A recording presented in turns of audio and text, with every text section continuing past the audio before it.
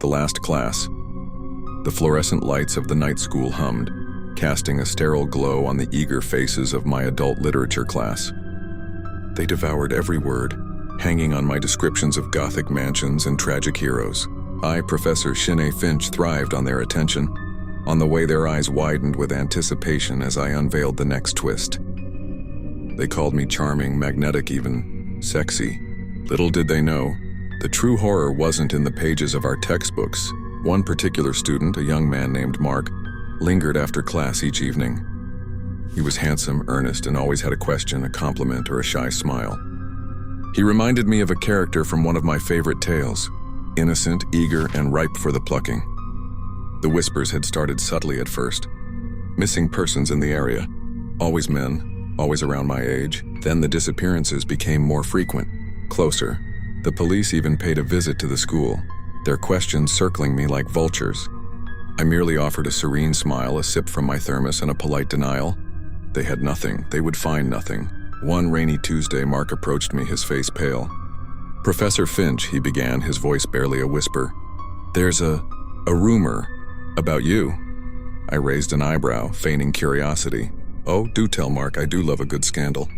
He hesitated, then plunged in.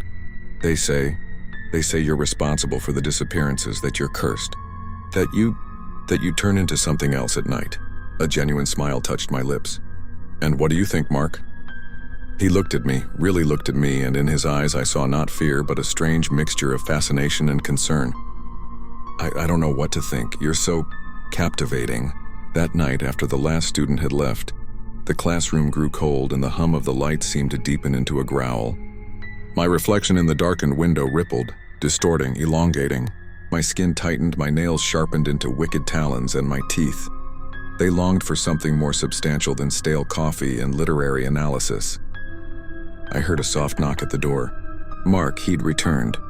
"A forgotten book," he said. I turned, my silhouette now subtly altered, my eyes glinting in the low light. "Mark," I purred, my voice a silken rasp. "How delightful of you to come back." He took a step in, his gaze sweeping over me. His brow furrowed, a flicker of understanding dawning in his eyes. He saw it, he saw the change. And yet he didn't scream. "Professor Finch," he said, his voice trembling but firm. "What are you?" I took a slow, deliberate step towards him, relishing the fear that finally blossomed in his eyes.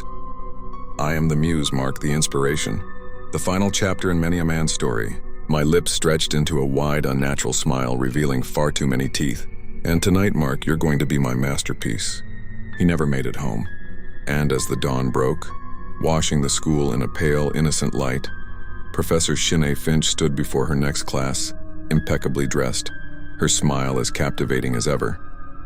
Another blank page in the book of the missing, another untold story, and the hum of the fluorescent lights, a silent accomplice, continued its relentless song.